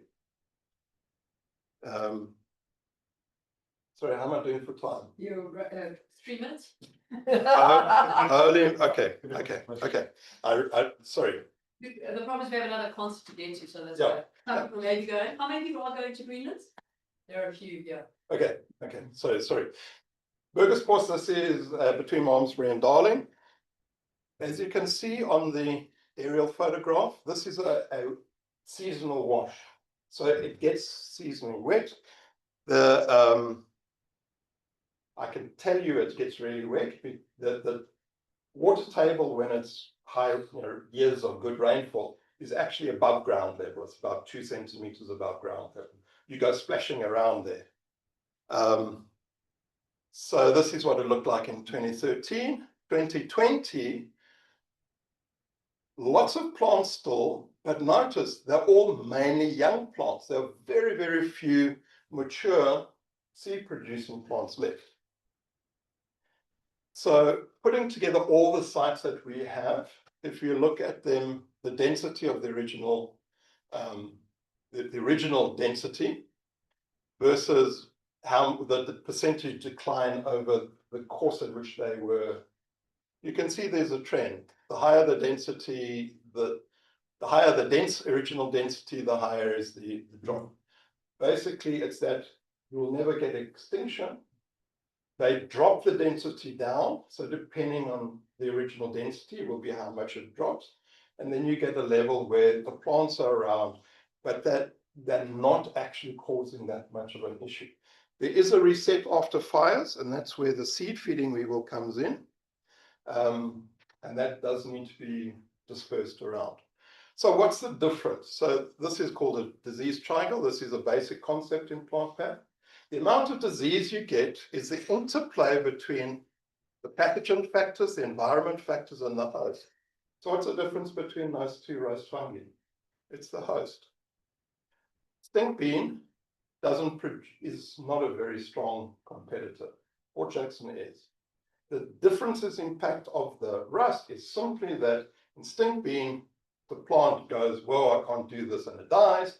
Whereas in Port Jackson, it goes, I'm going to compensate, and it has massive, strong compensatory growth. The amount of disease on Port Jackson is incredible. The longevity, the rate of mortality is incredible. That epidemic is incredibly high, but the plant compensates. It's a super plant. These are just a couple of other examples we have, and then I want to go into just quickly the two non-classical that we have. This is what you may well be interested in. So this is the fungus on Hackia. It was isolated from the Outeniqua area, the George area. Just a background on Hackia itself. So there was a survey done in 1979, and this was the estimated area in terms of hectares that there were at low, moderate, and high densities, with a total invasion of about 500,000 hectares. At the time, there were a lot of clearing operations in the mountains, which are the water catchment areas. So that is the old Department of Forestry. This is data from the Proteatlas project. And as you can see, there's a massive drop in the total area infected, and particularly the moderate and high level densities. So there's still a lot of Hackia around. Yes, it is a problem, but this tells you you can deal with it. You can get on top of it. So long-term future for the For mountains, pine is your priority. Hakea, you need to work on it. You need to keep it under control, but it doesn't have to be your priority, simply because as long as you make sure the biocontrol is there and you're doing clearing operations, particularly clearing areas that have very light infestation, you will manage it. You can manage it over the long term. So this is going back, that's what Hakea used to look like in the 1970s over mountains. You don't see that anymore. That's the reality. The reason why is because this is what Hakea plants used to be like. Look at the number of seeds on there. Thousands of the actual seed pods all over. You'd never see that again because of the seed feeder. There is still seed, there's a lot of seed in the system, but the sheer quantity of seed has been dramatically brought down by the seed feeding weevil. It's a priority after fire to get that in again. Because the fewer seed you have, the less regeneration you'll get after the next fire. So the seed feeder, get it in immediately after a fire, and then you can start bringing the fungus again.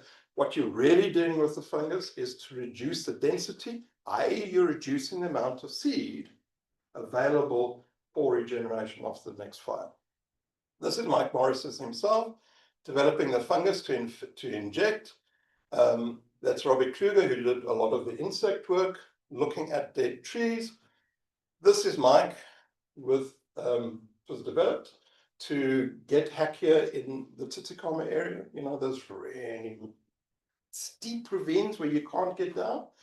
To get to the Hakea there, they produced it on bird shot, and they shot it into those ravines. And to this day, is he only a weapon then? That's a shotgun. That's a shotgun. Why is he using that? Because we coat the shot with the spores, and then you literally blast the fungus in. So another thing that has been used is bran, spreading around with seedlings, but you don't get the density of seedlings nowadays. We've tried aerial application, but unfortunately, even at low volume spraying, still just too much to fly in. That's what you need. Because, this is the thing. This is the issue with Hakea, the mountains, inaccessible. There are no roads up there. The only way to get in is helicopter. So way back in the 80s, Mike tried this, where it was actually a yeast company that produced the spores en masse that were then taken up by a fertilizer spreader and spread around. Didn't work so well, but we brought this idea up again, and we've now twice for the mountain club in South Africa. We've produced, we've actually coated sorghum seed. Last year we coated 1/2 ton for them, and they threw it up into the Statanskloof, an area which had burnt, and they're really, really happy with the results. And this is boys and their toys. So this is taking up. So this is how, you might have heard of the heli-hacking. Yeah. This is how heli-hacking started. They hired, working for water helicopters, 4 guys with shotguns, 2,000 shells with the shot coated with the spores, and it's steel, not lead. We're environmentalists. and flying 10 meters above in the mountains, shooting. And they're hitting the stems of Hakea. 2 hours. Yes, it's expensive. It seems crazy, but it's the most efficient way of getting the fungus introduced into Hakea stands high up in the mountains that otherwise you would have to fly teams in any way, and they would have to be there for weeks battling their way through the vegetation to get there and to do anything. Okay. So, they've now expanded that to the pines going in, but that's the other thing we have. You can't really call it a mycoherbicide because it's a fungus. It's actually a wood rot fungus. It's a saprophytic. It's not a pathogen. It breaks down wood. As you all know, if you take black wattle and you cut it, it will coppice. However, in the Georgia area, in the gum plantations, if you cut down black wattle, it coppices, but a year later, all that coppice is dead and you've got this fungus growing over it. Take that fungus, grow it up. That's what we have here. So this fungus that we can supply you with, it's not a pathogen. You can't kill a tree with it. This is a replacement for herbicides post-felling. It's not quite as effective as herbicide. It's a fungus. It's not. But it can be used. Yeah. My understanding of the black wattle, it was brought in to assist the tanning industry. They used to pull the bark off and use the properties of the bark to assist with the tanning. Is that still a factor today? Natal, KZN, black wattle is still the source of the best quality tanning for the leather tanning industry in the world. Still. Doesn't This black wattle, I don't know if it still is, but certainly there was a time where black wattle was the most profitable timber crop in the country. That's right. Yeah. So that is why we cannot bring in anything that's destructive. There are people who argue that the costs to the country, the costs actually outweigh any benefit, particularly those in the Southern Cape. The reason why it's not usable in the Southern Cape is simply the transport costs to get it from here all the way to the mills in KZN. That's the issue. And that's the issue with using the biomass for most things. Getting it to where it can be used, existing sawmills, etc., that cost is just impractical. So that industry is still strong in the black wattle industry is still very strong. We just got a time issue, and I don't Okay, and that is actually where I'm leaving it. That actually was right there. Right there, well done.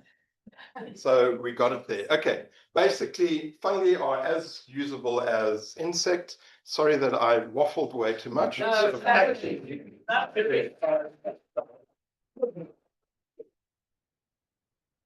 got literally 5 minutes for questions, unless for those who are going to Greenland, it is an hour drive. But just so you know, they are doing lunch first, and I've told them they may not start until you get there. I try and say that. But there is, you might just have to have your soup quickly. So we have got 5 minutes. So if people do need to go to Greenland, feel free to understand. Yes. You're working on Periana, yes. The currents. I'm working on Dalbarta. Silver wattle is Dalbarta.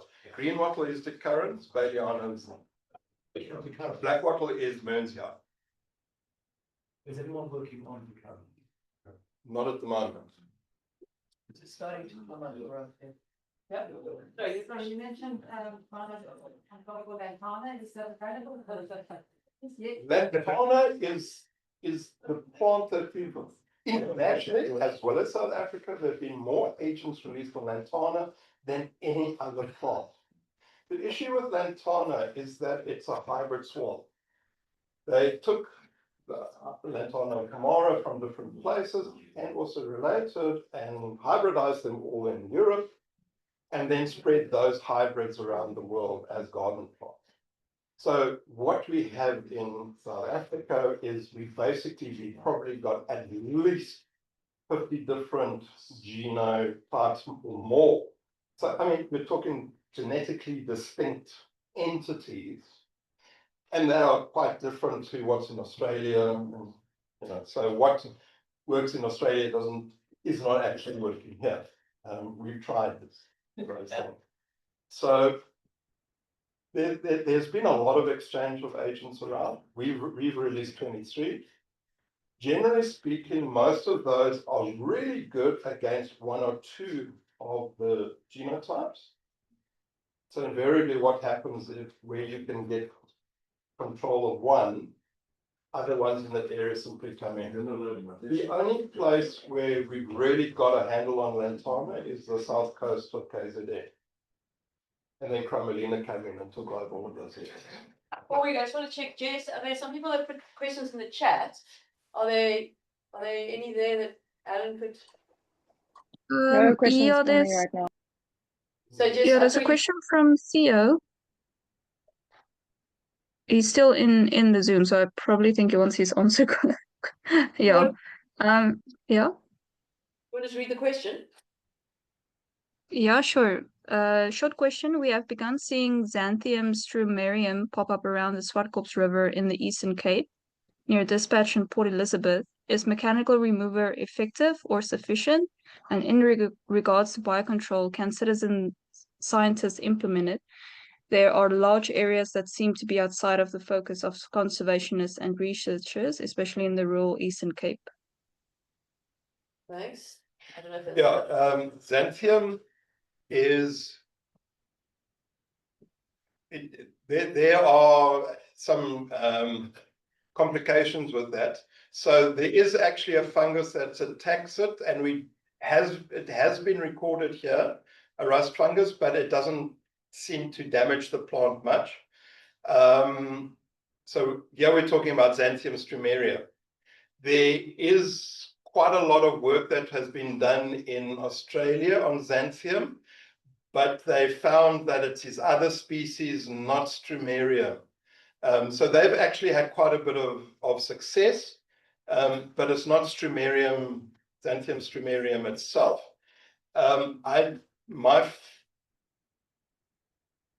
know the plant a little bit. I see it around. I do think that pulling it will be a very, particularly before it can produce any seeds.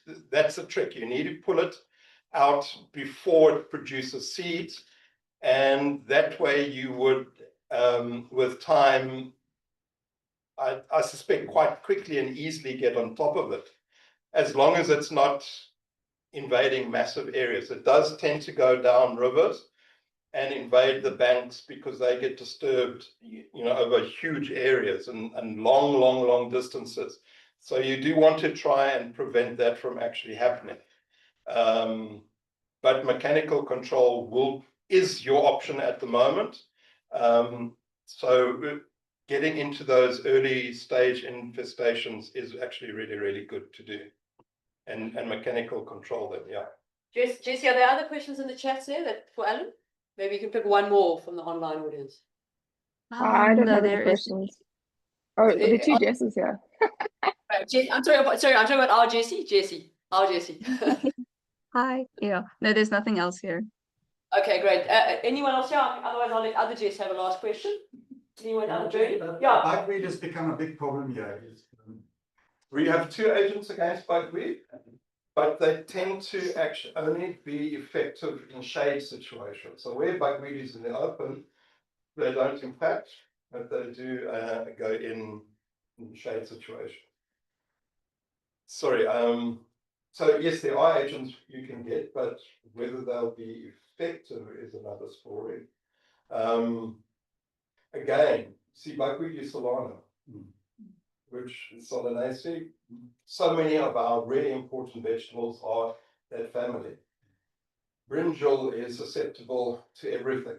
I would say I wish to just get rid of all egg. And for each agent, we have argued that brinjal is heavily sprayed with insecticides, and therefore the agents are not going to produce any extra. It's not an extra issue for the crop. They will be taken out by the insecticides anyway. But we can't keep arguing that. There'll be a list. Sorry, I'm changing subjects a bit. So I bought packs of information packs and control booklets for those who want. I also have samples of the hack attack and the stump out. I bought for everybody, but half the. We'll take them. So of those who actually have have black wattle and hack here to treat, if you don't have them, leave it for the people who are actually doing it. So we've got packs there. Help yourself. Because as we said at the beginning, you're not getting funded for this, so we're trying to support. I'm trying to convince our admin people to open a budget. I've got to because I'm putting a very small amount, but I want to have a budget that I can then charge people to buy the agent. That way, regardless of whether we have external funding or not, we have the funds to produce the agents. We got caught in the past, we got nice funding from the FFE. The production costs were all within that funding. So that's why we never ever charged anybody. It was just too much the admin of getting an invoice for a small amount of money. But we are going to do that and to make the production of these independent. So it is coming in some time that we will charge you.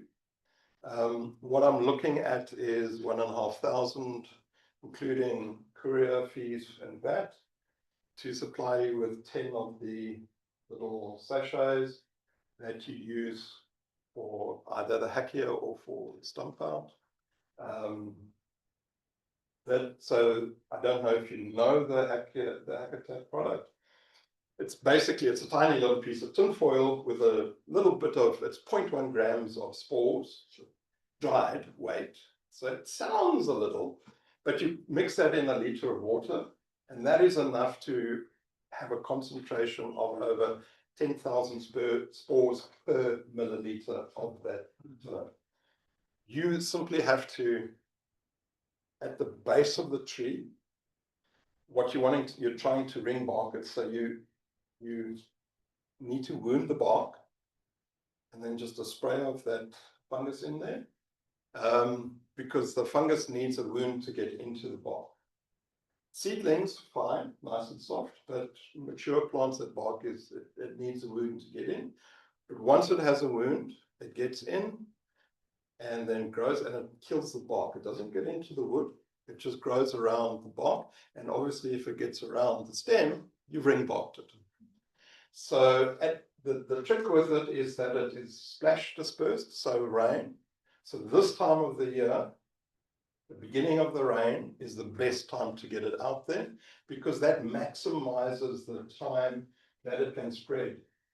So where you've got dense stands, you can introduce it to some of the plants and it will spread.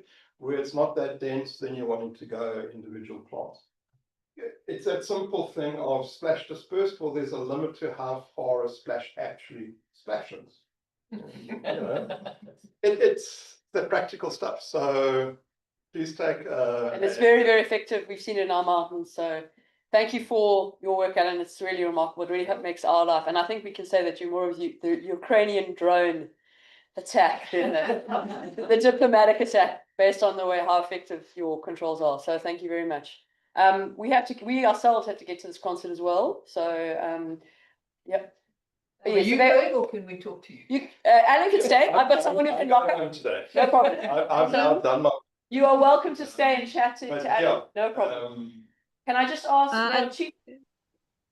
Sorry? Yes. Sorry, Jace also has a question, so I'll leave the Zoom on for her.